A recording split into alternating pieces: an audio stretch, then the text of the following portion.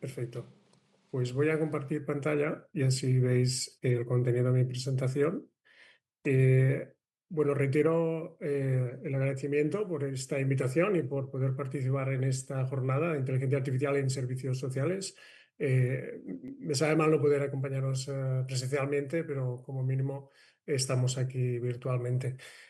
Como seguramente ya sabéis, pues estamos en una fase de implementación e incluso de aceleración de todo tipo de aplicaciones relacionadas con la inteligencia artificial de varios tipos, no solo los chatbots más conocidos en la actualidad, sino de muchos tipos que tienen que ver con cosas tan diversas como el entretenimiento, pero también la automatización de criterios, las cuestiones que están más relacionadas con la predicción.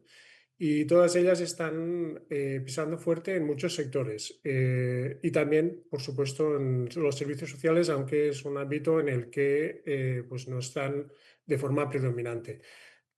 Dicho esto, estamos en una situación en la que podemos ver claramente que casi todo, casi una gran parte de la población está sabiendo que existen una serie de aplicaciones e incluso podríamos decir que mucha gente pues les está entusiasmando algunas de las características de las aplicaciones más recientes, especialmente las relacionadas con generar contenidos.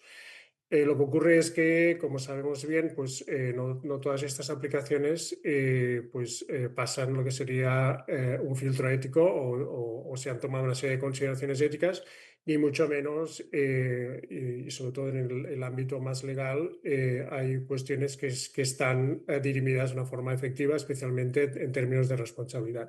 Yo lo que voy a hacer en esta presentación es, aparte de dar una panorámica general, también explicar algunas de las cuestiones más candentes y además pues poner algún ejemplo relacionado con algún proyecto que hemos encabezado y además también deciros algo sobre el Observatorio de Ética de la Inteligencia Artificial de Cataluña, sobre todo teniendo en cuenta que estamos haciendo evaluaciones de aplicaciones de inteligencia artificial. Entonces, lo primero que me gustaría destacar es que debemos apostar por una IA responsable que tiene tres ingredientes en los que claramente necesitamos los aspectos legales y éticos, así un poco como la caricatura que veíamos en la anterior diapositiva, no es solo caricatura, es real. Y no solo complemento, debemos tener en cuenta que muchas de las aplicaciones se están desplegando en muchos casos sin una supervisión previa o una supervisión mínima y además el despliegue de la regulación pues es muy lento y además diríamos que no solo es una cuestión legal, sino que también es una cuestión ética.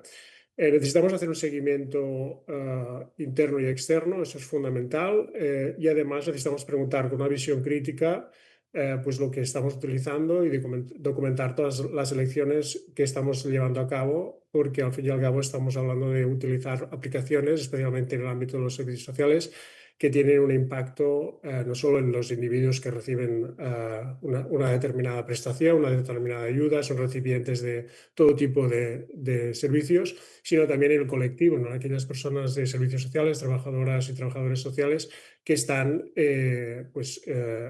utilizando gran parte de su experiencia y conocimiento para dar respuesta a muchas de estas situaciones y muchas veces veréis que la utilización de alguna aplicación de inteligencia artificial no solo sustituye de una forma mediocre, sino que a veces incluso comete algunos errores que no nos podemos permitir. Por lo tanto, debemos ser conscientes de que esas elecciones deben ser muy pensadas, deben ser claramente meditadas y además debemos implementar esta visión crítica que para ello estamos trabajando. Eso no es una cuestión teórica, hay varios casos, yo voy a poner el más próximo y quizás el que de alguna forma seguramente muchos de vosotros conocéis, pero nos queda muy cerca alguno de los abusos que han habido, no tanto en aplicaciones de inteligencia artificial más recientes, sino en el uso de sistemas algorítmicos. De hecho, es una automatización de criterios relativamente sencilla. pero con un claro impacto negativo. Y eso debemos evitarlo a toda cuesta y de hecho debemos ser muy conscientes de que esto ha pasado y que puede seguir pasando. Yo solo pongo un ejemplo de Europa, pero hay algunos más en el Reino Unido, también en otros lugares, especialmente en Estados Unidos.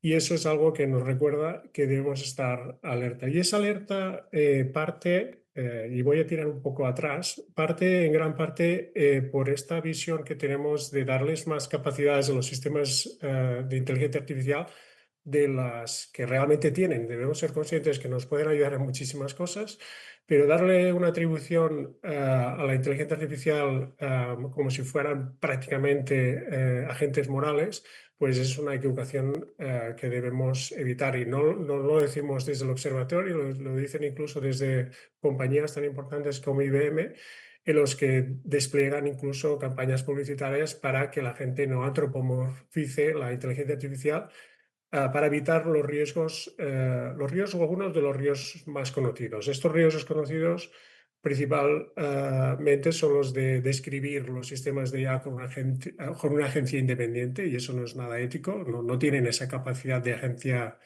moral, por lo tanto, ahí la toma de decisiones siempre va a ser nuestra.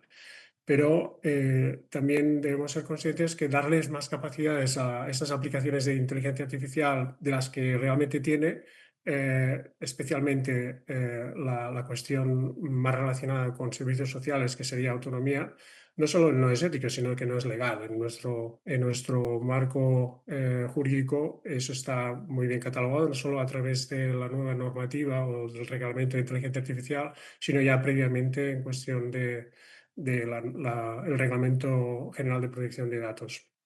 Y además asumir que aprende de la misma forma que lo hacemos nosotros e incluso que interactúa de la misma forma, pues ya es irresponsable. Entonces ahí es donde debemos claramente acotar cuáles son las cosas que podría o que debería hacer una aplicación de inteligencia artificial. Es ciertamente complicado en un momento en el que hay una aceleración y sobre todo que esa aceleración se basa en unas compañías que claramente hacen mucho marketing de lo que puede hacer una determinada aplicación de inteligencia artificial. Pero ahí es donde evidentemente entra el espíritu crítico y sobre todo saber cuáles son las capacidades reales. Eso no quita que, pues, evidentemente, los académicos, pero debe ser el conjunto de la población, la sociedad civil, académicos, las personas que toman decisiones, que pues, llamen a un uso más que responsable de lo que serían las diferentes aplicaciones de inteligencia artificial, pero sobre todo esta última hornada, esta última generación de aplicaciones de inteligencia artificial, las más llamadas generativas en el ámbito de lo que sería el ámbito de las curas o de los servicios sociales. Y eso no es algo menor, es algo que estamos viendo en diferentes lugares del mundo. Aquí básicamente os muestro pues esta noticia recogida, porque es básicamente de 30 organizaciones del Reino Unido, pero que también nos llama, de alguna forma nos indica de que debemos estar pues, en alerta de hasta qué punto podemos utilizar algunas de estas aplicaciones para hacer más o incluso menos o incluso equivocarnos. Entonces debemos saber para qué sirven y entonces progresar en ese sentido. Entonces yo, de una forma muy sintética, os voy a explicar que debemos ser conscientes de que como mínimo hay tres tipos de progreso y voy a simplificarlo mucho, pero como mínimo que sepamos dónde estamos. Hay un claro progreso que realmente es veraz y es rápido en el ámbito de la percepción de imágenes. Ahí es donde lo que se denomina el aprendizaje profundo, el deep learning, pues ha avanzado muchísimo, especialmente desde el 2015 y 2016. Pero hasta ahora, y aquí las precauciones son principalmente debido a la precisión que puedan tener, ¿no? Entonces no podemos distinguir lo que es real, lo que es falso. Ahí tenemos todo el debate entre los deepfakes, los swallow fakes, etcétera. Eso no nos afecta mucho en el ámbito de servicios sociales, pero podría pasar que en algún momento, pues si utilizamos este tipo de imágenes generadas artificialmente, pues pueda haber alguna preocupación debido a esta alta precisión, ¿no? Entonces, bueno, puede haber cuestiones de suplantación de identidad, etcétera. Luego hay un progreso y una mejora que es constante, pero que aún tiene algunos problemas, especialmente en las áreas de automatización de criterios. Ahí es donde claramente hay algunos algunos avances, pero con algunos problemas, decía. Y estos son básicamente casos de errores automatizados. Muchos son inevitables porque en gran medida todo lo que se ha desarrollado desde mediados de la segunda década del siglo XXI es aprendizaje automático. Y eso significa que necesitamos muchos datos y esos datos no siempre son muy buenos. Entonces, lo que hacemos es automatizar esos errores y en realidad no es nada fácil mitigar no solo los sesgos, sino los errores que son de inconsistencias, ¿no? Entonces ahí, bueno, pues hay mucho margen de mejora, aunque cada vez estamos mejorando más en ese sentido. Luego tenemos y ahí pues evidentemente eso nos afecta, en el ámbito de servicios sociales porque trabajamos con datos y por lo tanto ahí vamos a tener que estar muy pendientes.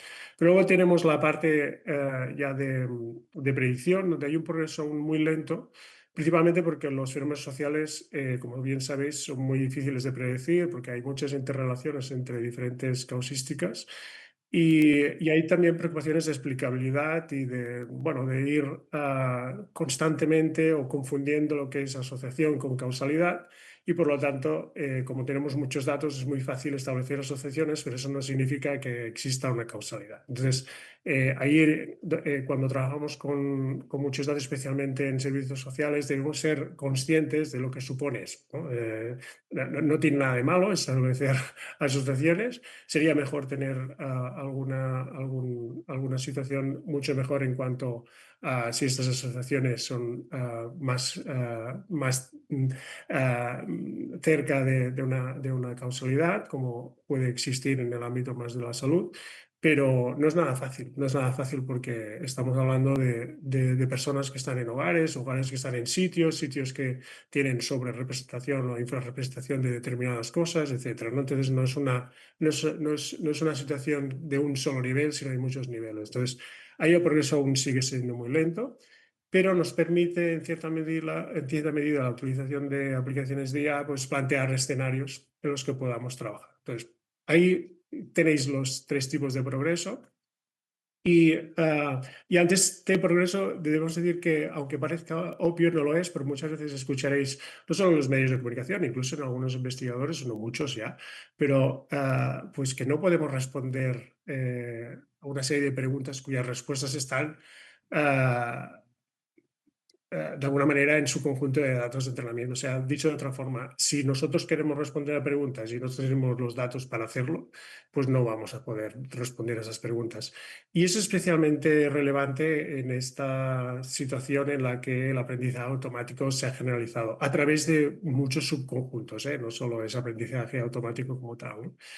Y eso también debemos tener en cuenta que supone que no podemos, que estos sistemas no pueden adquirir nuevas habilidades si no tienen más datos, si no tienen nuevos conjuntos de datos que les permitan pues responder a nuevas preguntas, ¿no? Pero eso supone recogida de datos y no solo recogida de datos, sino sea de forma supervisada o no, sino también pues, su etiquetado, la validación, la moderación. Por lo tanto, no es algo tan sencillo, ¿no? Entonces, ahí de que encontremos pues, que en algunos casos las aplicaciones de inteligencia artificial puedan ser muy útiles en un momento determinado cuando tenemos los datos muy bien puestos, pero a veces cometen muchos errores porque no hay, pues bueno, no tenemos todo este ciclo de lo que sería el ciclo de vida de los datos en el cual podemos decir, ahora sí que podemos entrar bien este sistema, ¿no? Y además, pues debemos saber que algo que sí que podemos hacer los humanos, las personas que especialmente tienen capacidad de inventar cosas con muy, muy pocas observaciones, los sistemas de IA no pueden inventar cosas nuevas, aunque sí que pueden ayudarnos a hacerlo a nosotros e incluso a resolver problemas si hacemos un buen trabajo con los datos. Por lo tanto, ya veis que estoy hablando muchísimo de los datos, pero no es por otra cosa, o básicamente no lo digo simplemente porque sea lo más importante, sino básicamente por el tipo de aplicaciones de IA que están predominando, ¿de acuerdo? Eh, bueno, a veces pongo bueno, sí, este guiño, a veces no lo pongo, pero básicamente es para dar a conocer que incluso teniendo muy buenos datos pues nos pueden pasar cosas como esto, ¿no? Y es que en cierta medida estamos instaurando lo que serían las aplicaciones de inteligencia artificial en un contexto en el que ya existía un cierto determinismo social, ¿no? Entonces, a partir de ahí, pues tenemos una creencia tan ciega en lo que puedan decirnos los datos que nos encontramos a veces en situaciones muy absurdas, ¿no? Entonces, debemos ser capaces de dirimir con estas situaciones, pues no solo con lo que sería la ciencia de los datos, sino también con nuestra propia experiencia, ¿no? Y para evitar este tipo de situaciones, pues la parte cualitativa pues sigue y va a seguir siendo muy importante. Así pues, en este paradigma que estamos, que es el paradigma de la predicción, los datos evidentemente son muy importantes, pero pueden provocar una serie de cosas, ¿no? Y si no somos capaces de dar respuesta a estas vulnerabilidades, nos podemos encontrar que las aplicaciones de inteligencia artificial no funcionan no solo como esperábamos, sino que pueden cometer errores que son muy graves, ¿no? Ahí es donde debemos tener en cuenta toda la parte de sesgos y falta de transparencia en el uso de los datos, los problemas de calidad de los mismos datos, precisión e integridad, la cuestión que no es menor, especialmente en servicios sociales, que es la falta de interoperabilidad, la fragmentación de datos. Tenemos datos de todo tipo, algunos son de servicios sociales, pero necesitamos datos contextuales que vienen de organizaciones estadísticas, etcétera. Luego la cuestión de confidencialidad, privacidad y riesgo de seguridad no es algo menor, estamos hablando de datos personales en gran medida. Y luego algo que cada vez toma más importancia y es la dependencia de terceros en el manejo de los datos, incluso en el análisis, en el uso de las nubes, etcétera.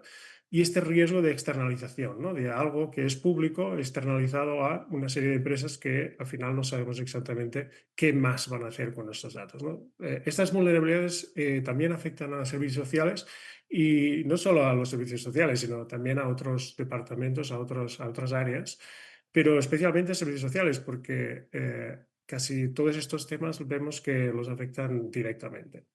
Entonces, esta es una sesión muy corta, no voy a hablar de todo, simplemente me voy a dedicar a decir algunas cosillas sobre el primer punto, pero estoy dispuesto a hablar en otra sesión o cuando sea de los otros puntos, pero básicamente también porque es quizás el más conocido, ¿no? El tema de los sesgos.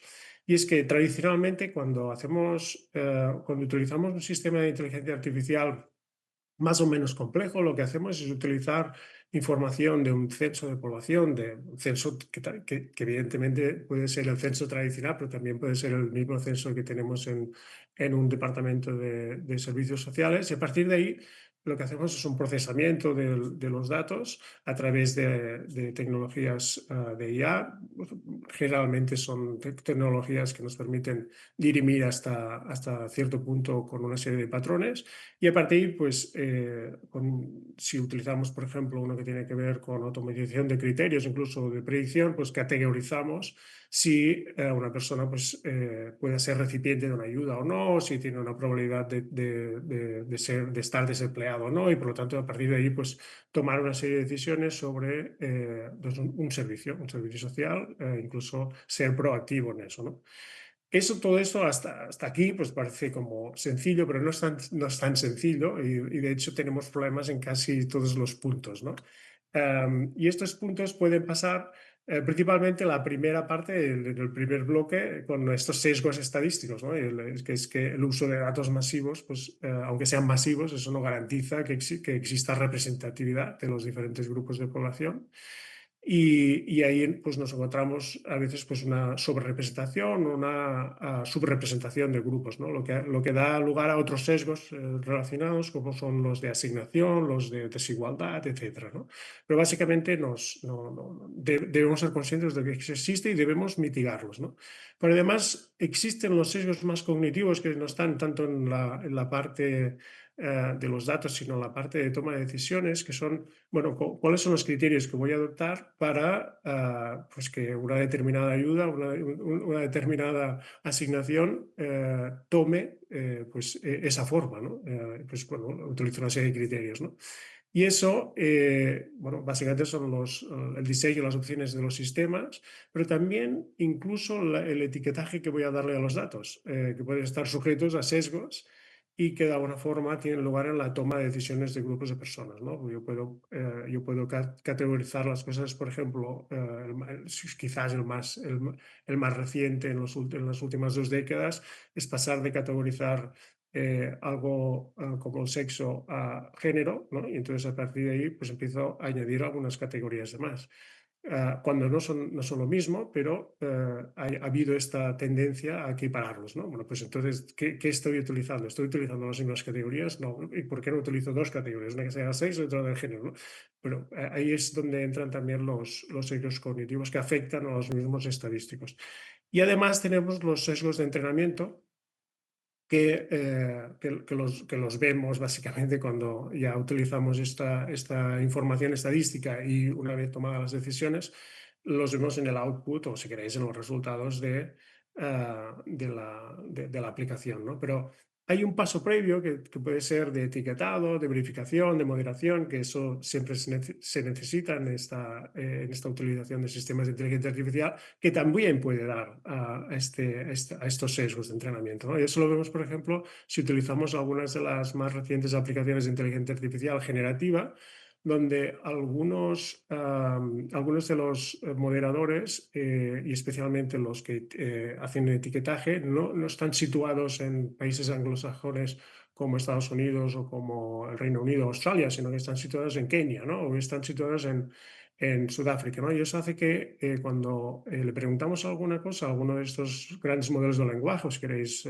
ChatGPT, vemos que nos utiliza unas determinadas palabras que no son las que utilizan en unos determinados lugares del mundo, sino solo en ese lugar del mundo, ¿no? Entonces te das cuenta también de esos sesgos de entrenamiento.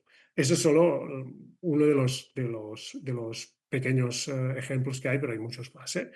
Entonces, teniendo en cuenta esto y también los distintos puntos que enunciaba en cuanto a los datos y sus vulnerabilidades, nos vamos encontrando que ya no en el caso de los Países Bajos, también en Estados Unidos, pues estamos viendo de que si no hacemos nada, si el no hacer nada no parece una opción porque lo que hacemos es automatizar la desigualdad. O sea, ante el pretexto de que podemos ser mucho más objetivos, resulta que también hay opciones para aumentar la desigualdad a través de algunas de estas aplicaciones, ¿no? Y eso deben ser conscientes de que afecta a unos determinados grupos de población mucho más que otros y especialmente aquellos que ya necesitaban mucho más la asistencia de los servicios sociales. Como eso no nos lo podemos permitir, ni tampoco nos lo podemos permitir porque estamos en una situación en la que hay un claro envejecimiento de la población, pues debemos tomar una serie de decisiones, ¿no? Entonces ahí pues, bueno, tenemos una serie de iniciativas, algunas claramente muy centradas en los grupos de población, pero que pueden claramente, o podríamos decir que podrían ser adoptadas para otros, ¿no?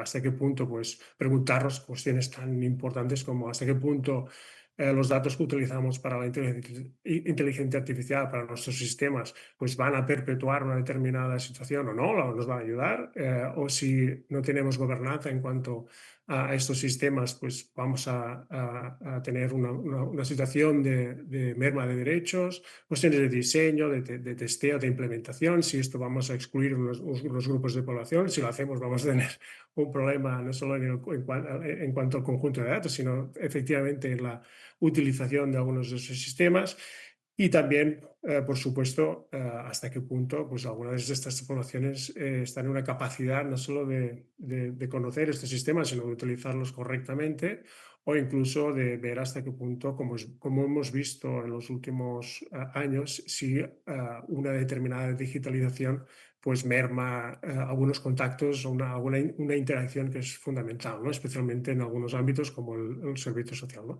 Eso no quiere decir que el mensaje sea no podemos utilizar estas tecnologías, porque en realidad pueden ser de mucha ayuda, pero debemos plantearnos todos estos debates y podemos hacerlo de una forma que sea responsable. Entonces, la parte de la responsabilidad podríamos decirlo que, bueno, yo como la estructura en 3 bloques, una que sería la responsabilidad de los servicios sociales, que en ese sentido sabemos que pueden aumentar pues nuestras capacidades en la toma de decisiones, especialmente en cuanto bueno, hacer a tomar una serie de decisiones que requieren de muchos escenarios o una serie de complejidades, y con esas evidencias podemos hacerlo seguramente mucho mejor. Pero también pueden disminuirla si se limita a nuestra autonomía personal, ¿no? En el sentido de que, bueno, ya nos encontramos en algún caso, con algunos casos, especialmente en el ámbito de la salud, que una sobredependencia en algunas aplicaciones, especialmente en el ámbito de la radiología o en algún ámbito del diagnóstico, en el que pues, bueno, hay una sobreconfianza en el sistema y, bueno, eso claramente limita la autonomía personal, ¿no? Y la capacidad crítica de si realmente estamos haciendo esto correctamente, ¿no? Esa validación interna que decíamos. Y eso significa que los sistemas de IA pues, asumen más responsabilidades de las que realmente deberían, ¿no? Y entonces ya estamos otorgando más capacidades sin saberlo, ¿no?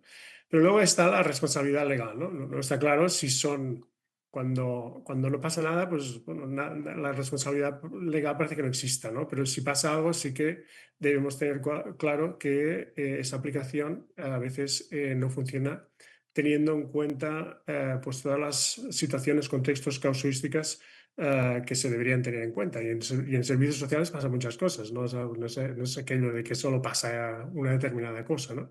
Entonces, no está claro si son los desarrolladores, proveedores o intermediarios los que deberían ser responsables de los errores, porque evidentemente hay cuestiones que están relacionadas con el diseño, y sobre todo el diseño e incluso cómo se diseña algo a través de un entrenamiento previo.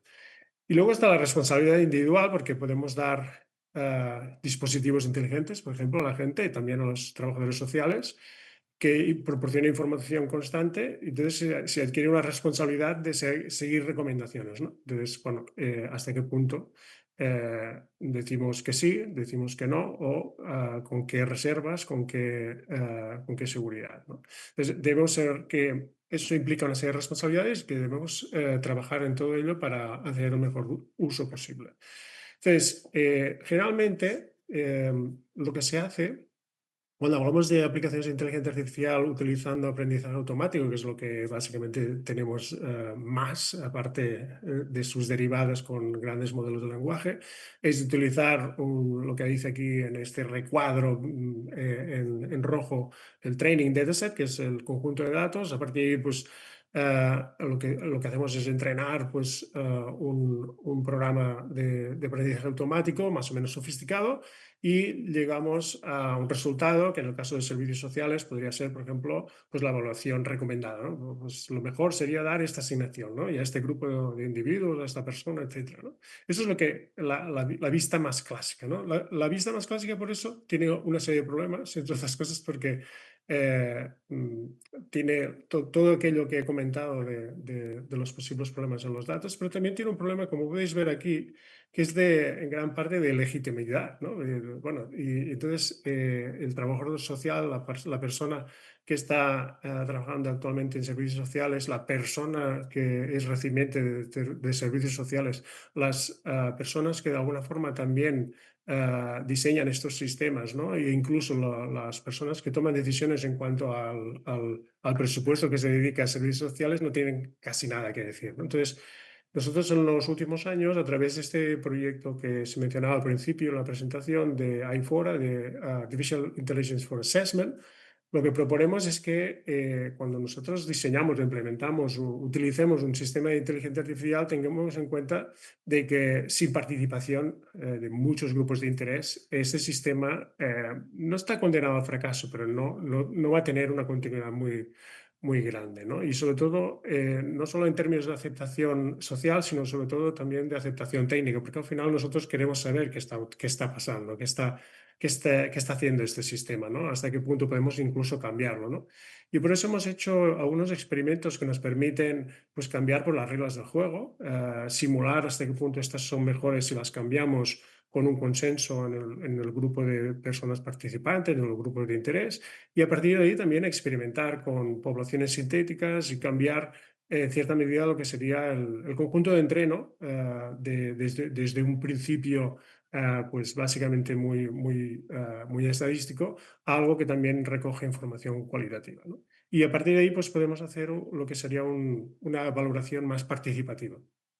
Eso no quiere decir que cada una de las decisiones que se tomen en servicios sociales sea de esta forma, pero sí el diseño de estas aplicaciones que luego se van a utilizar en servicios sociales, ¿no? Por cuestiones varias, cuestiones, repito, técnicas, pero también cuestiones de transparencia y de legitimidad. Entonces, hay tres ventajas principales de este enfoque. En primer lugar, podemos decir que los sistemas de bienestar como el nuestro, quien toma las decisiones a menudo pues se enfrentan a casos muy complejos que requieren pues, de una comprensión más matizada de las políticas, de las circunstancias individuales, de los contextos sociales más amplios. Por lo tanto, un conjunto de datos no es suficiente solo. Necesitamos un poquito más información que nos permite mejorar los rule sets, no solo los criterios, también la forma en la que trabajamos estos datos. Eh, una gran ventaja de este proceso es que refleja, facilita y permite pues, el intercambio de conocimientos y experiencias, porque esto lo podemos hacer a medida que también estamos experimentando y ver si funciona o no funciona. A veces no funciona, eso no quiere decir que debamos tirarlo a la borda, pero sí que podemos mejorarlo, ¿no? Y eso es susceptible de conducir a una toma de decisiones mucho más informada, además mucho más participativa, donde las personas trabajadoras en servicios sociales se ven implicadas, ¿no? Eso es fundamental. No podemos básicamente incorporar tecnología en servicios sociales y decirles a las personas trabajadoras en servicios sociales que ya no los necesitamos. Eso básicamente es un gran error, ¿no? Pero además es mucho más eficaz y es mucho más justo. Y además, desde un punto de vista legal, cabe recordar que la supervisión humana es uno de los requisitos para que los sistemas de inteligencia artificial, que son de alto riesgo en este ámbito, según la normativa de inteligencia artificial o el reglamento de inteligencia artificial, pues ya claramente establece en su artículo 14 que los sistemas de IA de alto riesgo se diseñarán y desarrollarán de tal manera, incluso con herramientas de interfaz persona-máquina, adecuadas que puedan ser supervisadas eficazmente por personas físicas durante su uso. Por lo tanto, no pueden ser utilizadas de una forma autónoma, como podría pasar quizás en otros países. Ahí es donde ya no es solo esta arquitectura de participación colectiva, sino de participación, o lo que se también comentaba anteriormente en la presentación previa, del human in the loop, ¿no? Es que siempre tiene que haber alguna persona que esté supervisando esto eficazmente, ¿no? Entonces, pues hay tres ventajas principales. Una es que también se integra muy bien en lo que sería el mapeo de la participación, ¿no? Y uno podría decir, bueno, siempre hay alguno en la sala o hay alguno en las conferencias que nos pregunta, bueno, pero todo esto no lo puede hacer ChatGPT. Y yo siempre les pregunto, bueno, no siempre, pero muchas veces les digo, bueno, debéis tener en cuenta, o debemos tener en cuenta que nosotros tenemos sesgos y esto ya lo habéis visto a través de los estadísticos, los cognitivos, las clasificaciones que hacemos, ¿no? Pero es que la IA generativa es incluso peor. Entonces, debemos ser conscientes de que eso representa un problema, ¿no? Y ese problema lo vemos casi, bueno, como queráis, no solo con ChatGPT, estas son las imágenes de Midjourney, pero si hacéis un prompt o dais una instrucción a uno de estos grandes modelos de lenguaje, le decís que os presente una persona productiva, pues ya veis lo que os presenta. Y si les presentáis o le decís que os presente una persona de servicios sociales, ya veis que también tiene unos sesgos pues, claramente significativos.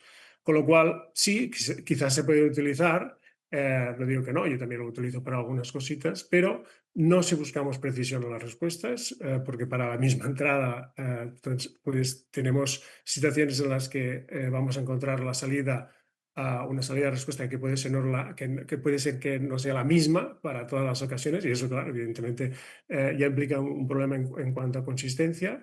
Tampoco para compartir datos sensibles, yo ya me pongo las manos en la cabeza cuando veo alguna de estas cosas, especialmente porque no podemos garantizar la privacidad y la seguridad de los datos. Y eso es especialmente problemático en datos personales. Y no para decisiones críticas, ¿no? Porque no contempla ni el contexto específico y mucho menos el de una persona, ¿no? Por lo tanto, no utilicemos algunas de estas tecnologías para según qué cosas en servicios sociales, porque nos van a dar más problemas que soluciones. Y es por esta razón que acabo básicamente diciendo un par de cosas. La primera es que desde el Observatorio de Ética en la Inteligencia Artificial de Cataluña nos importa pues el despliegue responsable de diferentes aplicaciones, sobre todo también su evaluación y dar información que sea de utilidad a cualquier institución. ¿Para qué? Pues para dirimir con todas estas cuestiones que son éticas, que tienen que ver con transparencia, justicia, seguridad, responsabilidad, privacidad, autonomía o sostenibilidad, pero también con la implementación del nuevo reglamento de inteligencia artificial. Y es por eso que hemos desarrollado un modelo que se llama modelo de principios, indicadores y observables, en el que a través de nuestra página podéis ver que hay diferentes herramientas, pero la general pues os permite pues ver a través de un cuestionario de verificación hasta qué punto estamos pues andando hacia una IA más responsable, ¿no? También nos proporcionamos información de por qué hacemos estas preguntas y además pues una valoración global sobre si estamos avanzando o no, también las cuestiones que están más relacionadas con los riesgos y especialmente con aquello que está de alguna forma contemplado con el reglamento de inteligencia artificial y qué es lo que podríamos hacer a partir de pues, estas respuestas que damos, pues los puntos de mejora, ¿no? Nosotros de alguna forma lo que queremos es que las aplicaciones de inteligencia artificial sean mejor, pero además que los usos de estas aplicaciones sean responsables, ¿no? Y para ello necesitamos también pues, de parte de los usuarios y de parte de las compañías que exista esta mejora. Yo básicamente he planeado esta presentación en estos términos, un poco teórico y esta parte última más de difusión, pero estoy abierto a cualquier pregunta y especialmente a aquellas que quizás tienen que ver con casos específicos o ejemplos de vuestro contexto. ¿De acuerdo? Muchas gracias.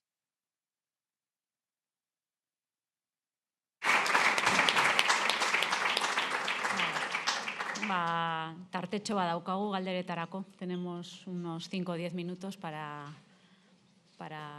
quien quiera preguntar.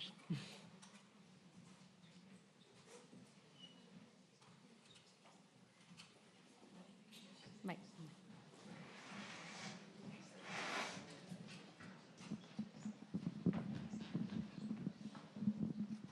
Kaixo, egunon. Una de las cuestiones que planteabas antes, desde el punto de vista ético, era también el problema que había de interoperabilidad, comentabas, que era un problema bastante grave en cuanto a los datos. Entonces, ¿puedes ponernos algún ejemplo práctico que tú conozcas, cercano, que se pueda comentar en cuanto a cuestiones similares, problemas de interoperabilidad?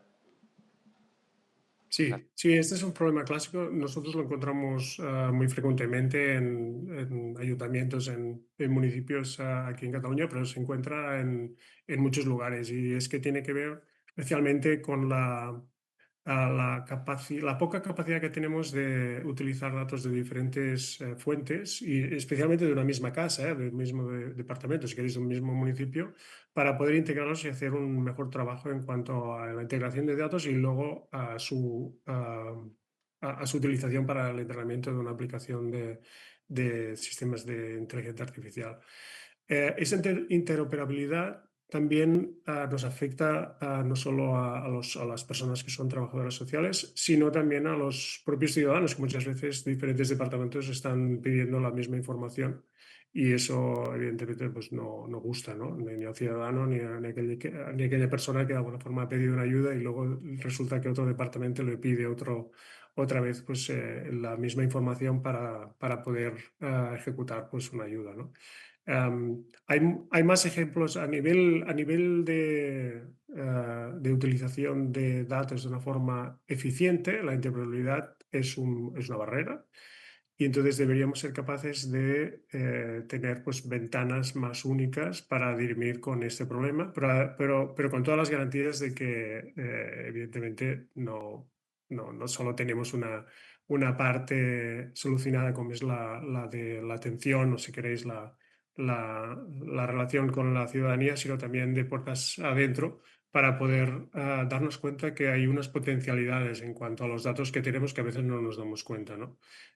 Esto lo hemos visto muy recientemente en una experiencia aquí, por ejemplo, en Girona, pero también existen muchos ejemplos a nivel local de departamentos que no saben que utilizando, utilizando datos no solo de servicios sociales, sino de otros departamentos, podemos tener una mejor fotografía de las necesidades que tiene, no solo en términos de presupuesto, sino también de asignación de recursos, de establecer mejor estos escenarios, etc., ¿no? Pues esta interoperabilidad, como digo, no solo de puertas en fuera, sino de puertas adentro.